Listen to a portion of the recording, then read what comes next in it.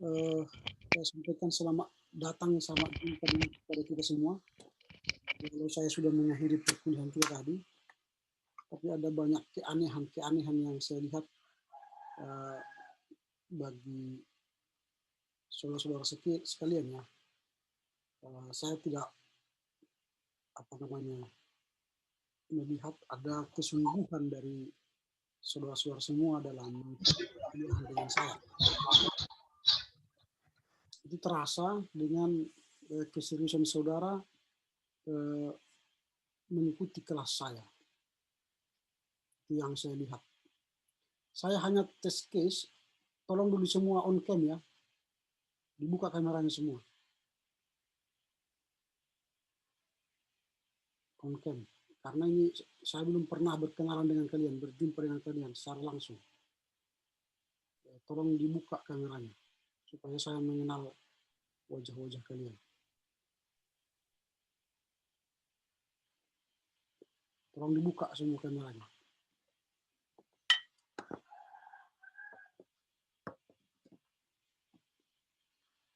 Oke, dua lagi, satu lagi, on cam.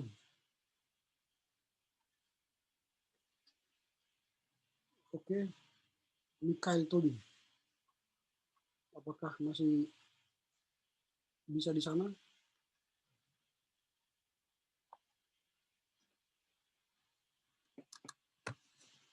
Ruth, Agnes, oke, Mikael, Gideon, silakan buka kameranya.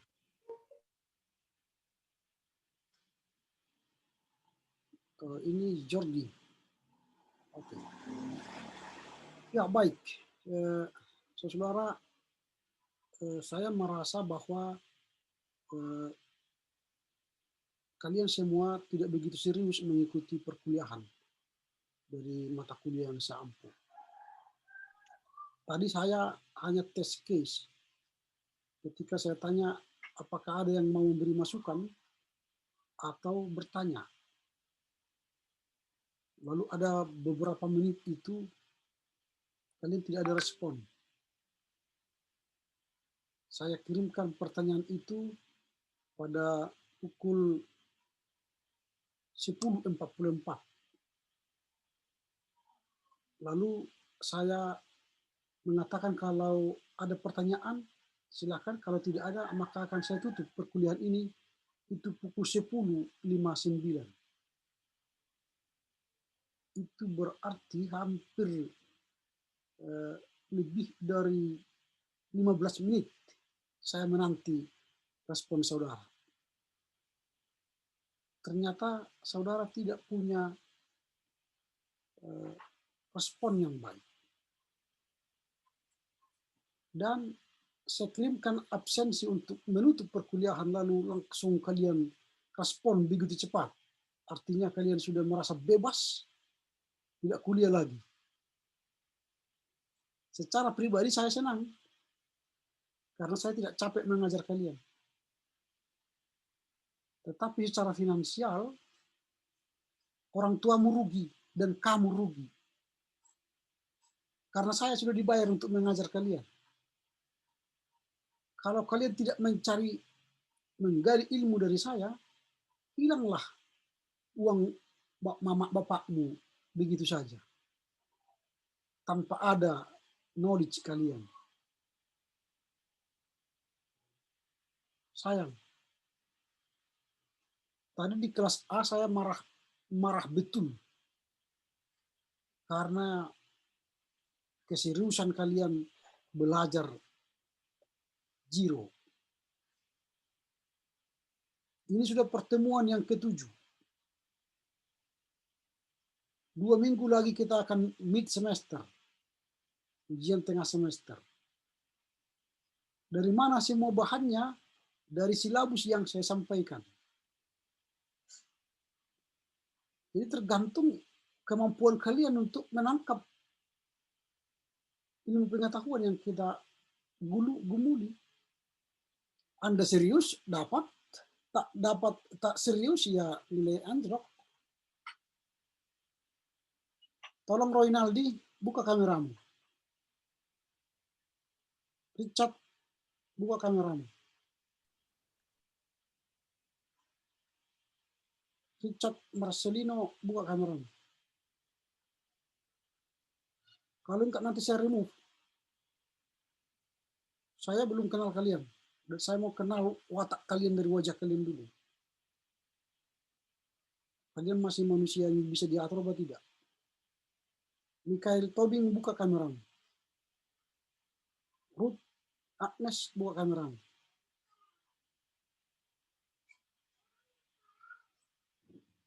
Oke, saya lanjut. Sudah saya buka, Pak. Hari ini kita sudah masuk pada laporan baca ketiga. Dan ketika saya baca semua dan saya tonton video kalian, ya passing grade aja. Lalu tadi sama si Indri saya katakan itu, yang kau baca itu dari mana? Dia katakan dari bukunya Willie Maxon. Oke. Lalu saya tunjukkan sama dia, ini bukunya dari mana sumbernya? Buku Willie Maxon kah ini? Kalau dia katakan ini buku dari Willie Maxon, apakah dalam buku Willie Maxon itu ada kehidupan pseudo Paulus? Dalam buku ini tidak ada buku yang mencatat pseudo Paulus. Di sini. Pseudo Paulus itu, ini kehidupan pseudo Paulus. Ini bukan manusia. Ini bukan manusia, tapi itu istilah.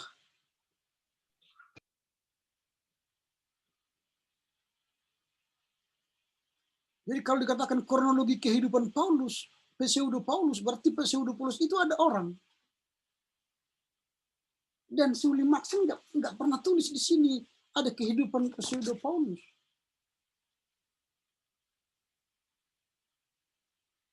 Ini panjang ini. Lalu dia membahas kepengarangan Kolose.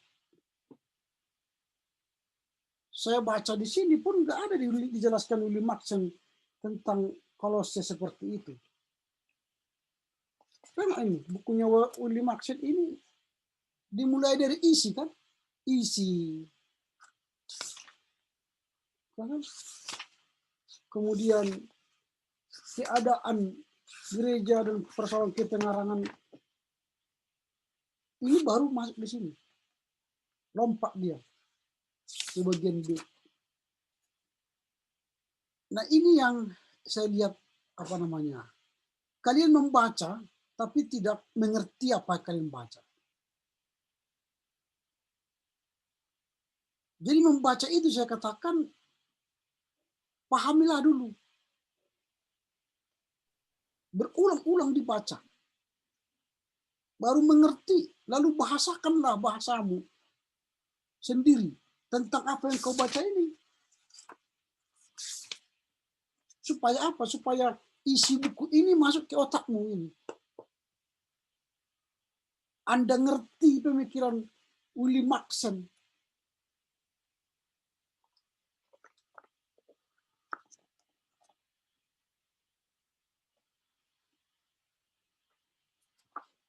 Jadi kalian saya lihat hanya asal kerja, ketika diskusi pun kayak seperti kalian orang yang lebih hebat gitu ya. Diskusi itu apa yang belum disampaikan oleh teman-teman, kalian kan baca kan? Lalu sampaikan lagi, sempurnakan. Supaya kalian tahu lagi isinya. Bersama belajar. Dosen kita sekarang mereka berlima yang mengajar kita tentang pseudo Paulus. Apa itu pseudo Paulus? Kalian belum jelaskan. Padahal di sini halaman awal sudah dikatakan apa itu pseudo Paulus di sini. Di satu alinea yang kecil ini. Di sini ada pseudo Paulus. Dia itu bukan orang. Dia itu istilah. Pseudo itu aslinya adalah palsu, bukan original. Jadi kalau ada pseudo Paulus itu artinya tulisan-tulisan yang bukan asli Paulus, tapi ada pengaruh pemikiran Paulus di dalamnya. Atau sering disebut orang juga dengan Deuteropaulin atau buku Paulus kedua. Karena buku-buku Paulus pertama yang lebih original itu ada di Roma, ada di Korintus, ada di Galatia, ada di Tesalonika. Di kitab-kitab lain, pemikiran Paulus itu sudah tidak original lagi. Tapi masih ada sedikit. Dan sudah ada pengaruh dari penulis-penulisnya. Di mana itu? Di Kolose, di Efesus.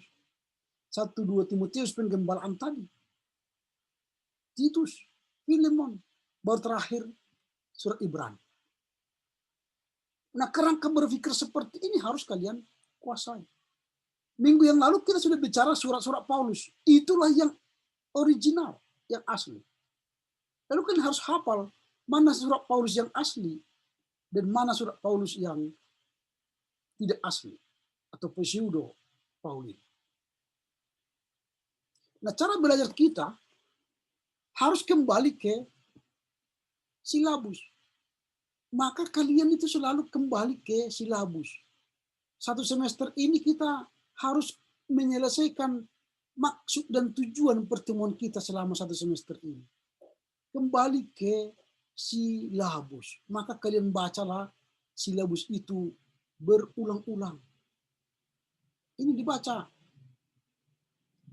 Ditempel di depan. Ini. Apa tujuan kita untuk satu semester ini? Kan sudah jelas. Untuk membahas tentang pengetahuan tentang apa? Latar belakang. Tentang apa lagi? Sejarah surat-surat Paulus. Tentang apa lagi? Surat-surat minggu depan. Tentang apa lagi? Tentang apokaliptis.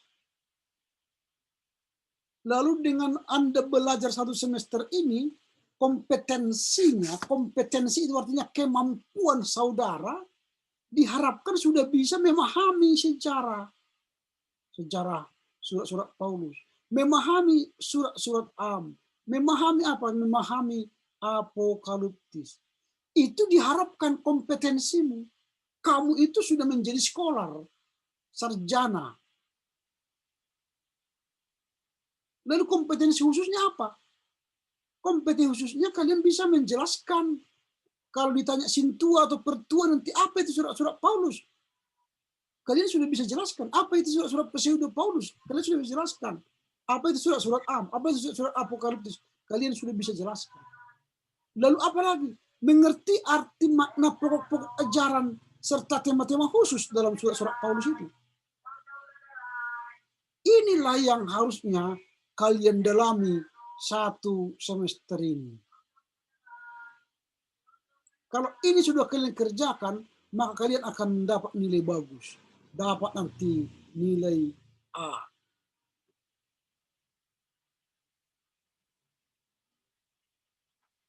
Tapi kalau cara belajar kalian seperti SMP, SMA, mungkin kalian bukan dapat nilai A, tapi dapat nilai apes. Tahu kalian apes kan? Ini nilai entok, gagal. Intinya ialah bagaimana kalian memasukkan ilmu-ilmu itu ke sini, ke gudang memori kita. Ini masih pembimbing PB 2. Kalian kemarin sudah masuk pembimbing PB 1 dari Matius sampai ke Kisah Para Rasul. Sekarang kita bagian yang kedua, dari Roma sampai Wahyu. Pembimbing itu hanya tadi sejarah, latar belakang, lalu bagaimana, kapan ditulis, apa tema-tema di dalam itu, apa latar belakangnya, apa pergumulannya, itu yang kita bahas. Lalu nanti setelah kalian tamat pembimbing, masuklah kalian ke hermeneutika atau tafsir. tafsir PB1, tafsir PB2.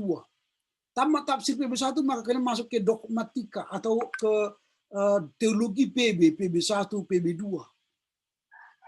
Baru setelah itu masuklah kalian ke teologi praktika. Prakteklah kalian nanti ke lapangan CP.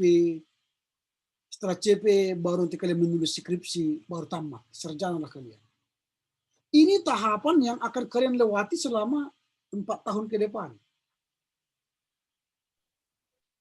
Jadi kalau sejak sekarang fondasinya kalian tidak kuat, bagaimana kalian nanti bisa menafsir perjanjian baru? Bagaimana kalian berteologi perjanjian baru? Bagaimana kalian berdogmatika dalam biblis perjanjian baru? Jadi jangan main-main. Oh, saya masih semester 2 kok main-main. Salah.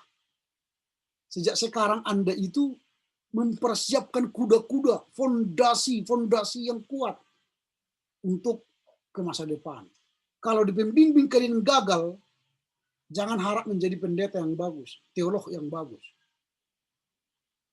Ini masih satu buku, Uli Maxen.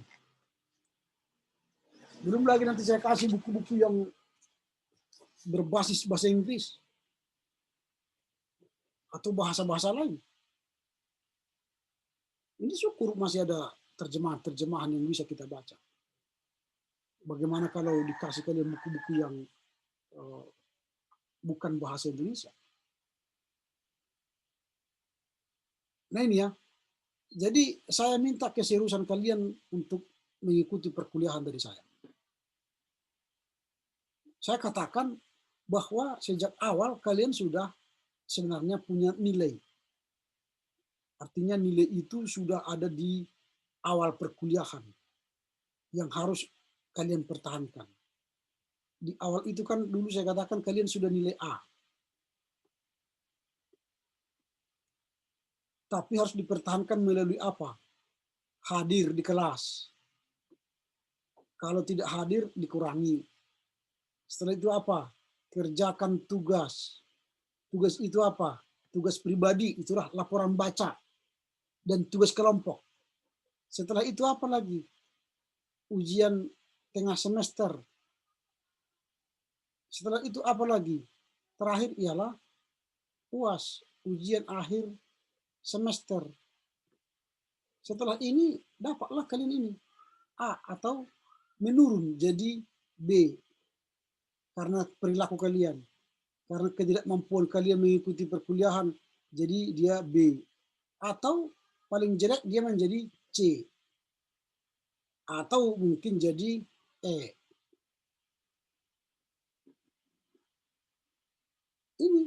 Ini tergantung kalian. Saya bukan menilai kalian. Ini nilai kalian di awal. Apakah ini nanti sampai akhir ujian sampai akhirnya bisa juga dapat nilai A?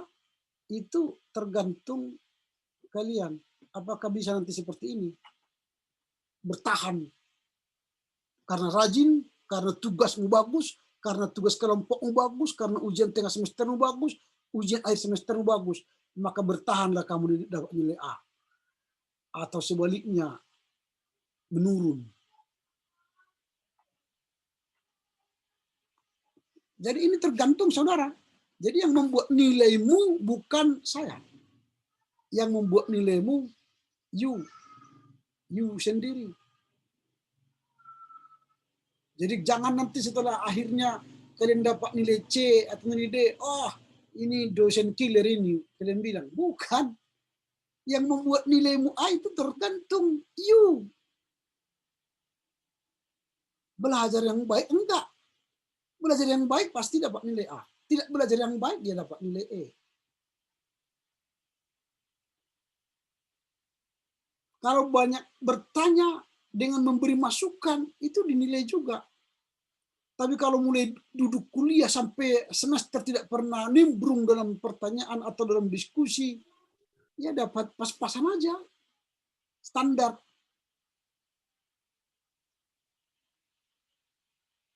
Jadi yang menilai kalian itu pakai sistem.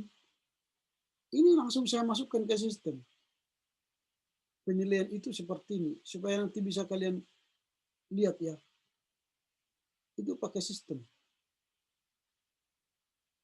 Dan ini tidak bisa dikerja-kerjakan. Ini contoh lagi, bukan punya kalian ini, tapi sejak sekarang ini sudah saya isi nilai kalian. Ini contoh, kalau kalian hadir 100%, ini kan dapat nilai 100. Maka dapatlah kalian nilai 20 dari kehadiran. Ini kalau 100% ya. Kalau tugas laporan buku dan laporan bacamu dibagi 2, dapat 87. Maka nilaimu ini hanya 21. Kalau UTS-mu bagus 90, dapat nilai 22. Kalau UAS-mu dapat 90, dapat nilai UAS 27.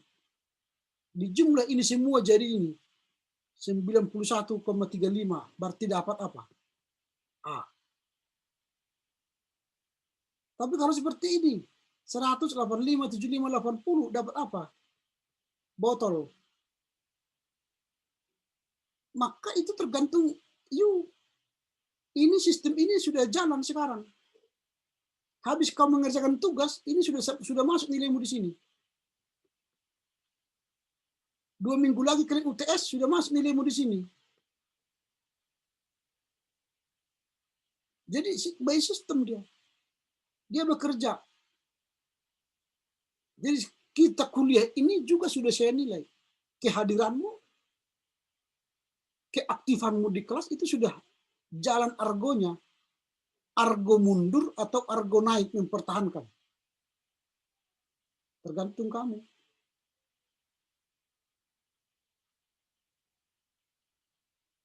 Jadi gitu ya.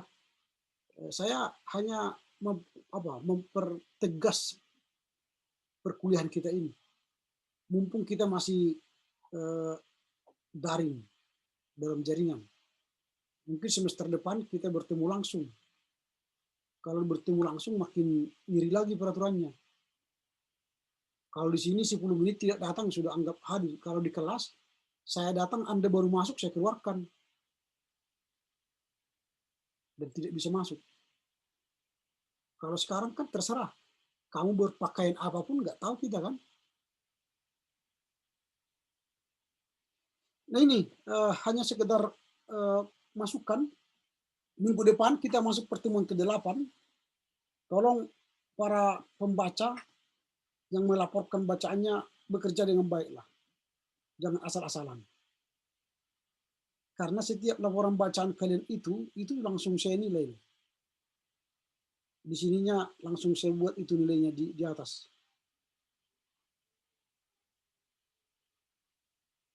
Seperti ini. Langsung saya buat penilaiannya. Contoh ini milik orang lain ya, bukan milik kalian. Supaya bisa kalian lihat bahwa nilai itu sudah jalan gitu. Sejak sekarang pun sudah jalan. Saya buat contoh seperti ini.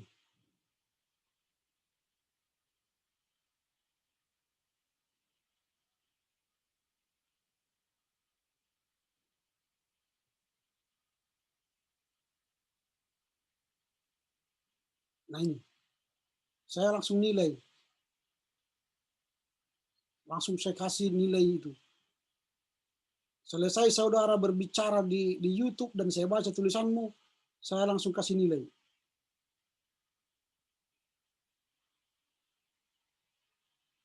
Jadi itu langsung masuk ke sistem tadi. Nilai ini masuk ke sistem. Ini nilai laporan baca. Ini kan sama ini kan, laporan baca kan. Dan nanti laporan kelompokmu pun gitu, langsung masuk ke sistem. Jadi selesai ujian semester, sebenarnya sudah keluar nilai kalian. Ya, jadi di era digital sekarang ini bukan era main-main. Kalau kalian hanya kembali ke zaman era 2.0 atau 3.0, Anda sudah salah zaman. Kalian ini kan generasi Z kan, yang lahir 2000. ke atas.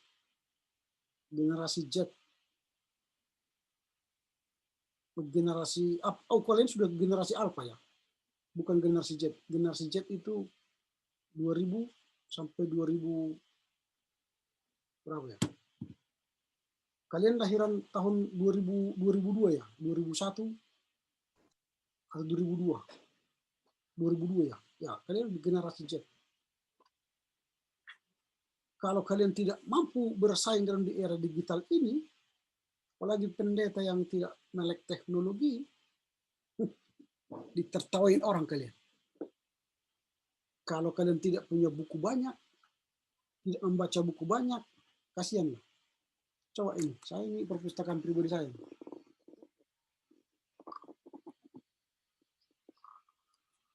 Ini perpustakaan pribadi saya.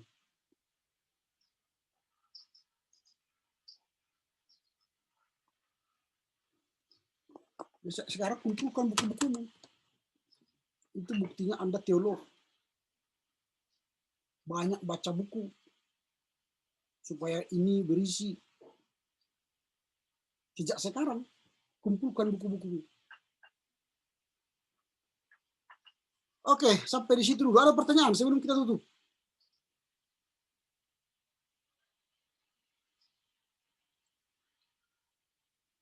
Tidak ada? Baik, kalau tidak ada, sampai jumpa minggu depan. Dan minggu depan tentu kalian sudah tahu siapa petugasnya. Jangan seperti di kelas tadi, di kelas yang pagi tadi, disuruh alfabetikal pun nggak tahu dia. Sehingga dia tidak mengerjakan tugasnya karena katanya dia tidak tahu dirinya bertugas hari ini. Wah, ini kan saya tertawa mendengar jawaban seperti itu. Oke ya, minggu depan ini supaya saya tunjukkan lagi. Ini kelas B sekarang ya.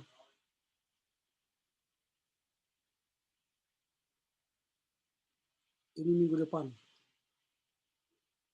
Jojor, Matilda, Mikael, Nurani, dan Puja. Ini kan masih nol. Kelas 1B, Pak. Oh, kalian kelas, oh sorry. Wah, ini kelas lain rupanya. Sebentar. Ini kelas sebentar.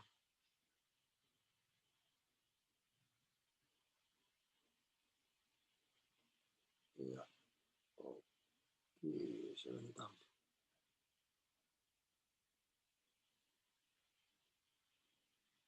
Kalian ini kalian 1B ya? Iya, Pak. Yang Lydia ya? Ya, sebentar nih. 1B.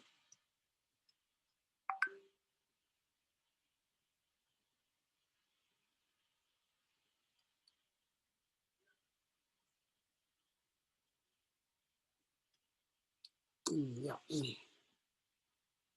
Ini saya tunjukkan ya, supaya minggu depan kalian bisa tahu siapa yang bertugas. Ini, Lydia ya. Lydia, Mikael, Natalia, Obed, dan Palma. Ini minggu depan. Ini misalnya kalau saya isi ini nilainya, contoh misalnya 75, yang ini, 78, lalu nanti nilai kalian kelompok misalnya 80, nilai kalian ini 79 rata-rata. Inilah nanti masuk ke nilai tadi. Jadi ini harus berjalan langsung. Selesai kalian Bapak langsung keluar nilai. Seperti ini. Kalau tidak bagus ya nilainya jelek. Tergantung. Langsung saya nilai langsung. Jadi tidak nunggu-nunggu besok lagi nilai kalian. Setiap kita bertemu penilaian jalan. Oh jalan ini kan kuliahnya ini nggak ada penilaian. Salah. Saya sudah nilai sejak sekarang. Nilaimu sudah mulai sejak kita bertemu pertama. Jadi bukan berarti hanya dinilai ujian, dinilai UAS dan UTS, enggak. Sekarang pun nilai kalian sudah jalan. Gitu ya. Oke, baik. Terima kasih. Selamat belajar lagi, berjuang untuk semakin berkualitas. Tetap jaga kesehatan, cuci tangan, pakai masker, jaga jarak, berdoa. Salam buat orang tua, sehingga mereka sehat selalu, diberkahi Tuhan pekerjaannya, sehingga tidak ada yang terhalang untuk perkuliahan kalian ya. Oke, sebelum kita tutup, kita berdoa. Terima kasih Bapak, kami bersyukur karena kami boleh mengakhiri perkuliahan pada siang hari ini. Berkati orang tua kami, sehingga mereka sehat panjang umur, dan diberkatilah pekerjaan mereka, sehingga mereka boleh menunjukkan kami dengan baik. Berkatilah para dosen, staf, pegawai, dan mahasiswa STT, sehingga kami boleh belajar dan kuliah dengan baik. Terima kasih Bapak, berkati bangsa dan negara kami, sehingga kami boleh menghindari dari bahkan berjuang untuk melawan virus COVID-19 ini. Terpujilah Engkau Bapa demi Kristus Yesus. Amin. Horas, Joshua, dan Jehobu. Oh, ini satu lagi penting. Kalau memberi salam atau di Facebook atau di YouTube atau di WA, jangan salam saya dengan salam Salom. Karena saya bukan orang Yahudi. Saya ini orang Batak Angkola, orang Indonesia yang punya salam. Batak itu punya salam Horas, ada Karo Njojua, Deri Njojua, Nias Yahobu, untuk orang Chinese Ahoy, dan salam Indonesia, selamat pagi, selamat siang, selamat malam. Jadi jangan latah menggunakan salam yang tidak Anda mengerti. Di Israel sendiri, orang tidak gunakan salam sebagai sapaan. Kalau orang Israel sama orang Israel bertemu, mereka selalu mengatakan Laila Tov, Yom Tov, dan Moker Tov. Artinya selamat pagi, selamat siang, selamat malam. Tidak digunakan salam. Shalom itu artinya damai. Kata, istilah. Jadi kalau kalian berjumpa dengan saya, lalu kalian katakan sama saya, damai, damai. Saya akan berpikir aneh. Mengapa dia minta damai dengan saya? Emangnya saya berkelahi dengan dia? Jadi kalau kalian nanti pergi ke Israel, lalu kalian sebagai orang Indonesia hebat, sudah di Israel saya buatlah sama orang, shalom, shalom. Orang itu nanti heran. Kenapa dia minta damai dengan saya? Karena itu bukan salam. Jadi kitanya kayak seperti orang Ibrani, padahal orang Batak. Atau kalian mau menjadi bahasa orang Ibrani, supaya berbahasa Ibrani kita minggu depan. Ya? Komunikasi kita pakai bahasa Ibrani. Salam itu diperkenalkan oleh Gereja Harismatik di Surabaya tahun 1996. Supaya ada salamnya orang Kristen katanya. Seperti Islam, Assalamualaikum warahmatullahi ta'ala wabarakatuh. Lalu orang Harismatik mencari-cari kata, mengimbangi orang-orang Harismatik dengan mengatakan Shalom. Dan saya tidak menggunakan itu. Jadi kalau kalian bilang sama saya Shalom nanti, sorry, saya tidak merespon. Karena saya bukan orang Yahudi. Gitu ya. Jadi janganlah menggunakan kata-kata yang Anda sendiri tidak mengerti bahasa itu. Pakailah bahasamu yang kau mengerti. Kalau you orang Karo, pakailah menjua-jua. You orang Nias, pakailah Yahobu. Kan gitu kan. Lebih membumi. Oke ya. Horas ya. Menjua-jua. Horas Pak. Horas Pak. Horas Pak. Pak. Selamat siang Pak. Selamat siang.